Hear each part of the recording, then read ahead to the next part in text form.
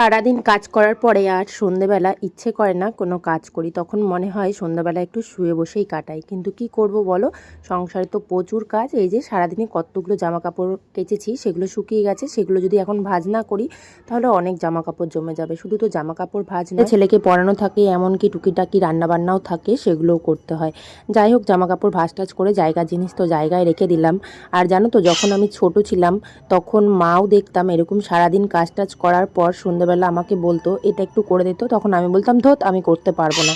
এখন বুঝতে পারি যে মা কেন বলতো। মায়েরও হয়তো সারাদিন কাজ করার পর সন্ধ্যাবেলা আর একদম ইচ্ছে করতো না করার। এখন জানো তো অনেক কষ্ট লাগে যে তখন যদি হয়তো একটু মাকে কাজ করে দিতাম, হয়তো মার অনেকটাই রেস্ট হতো।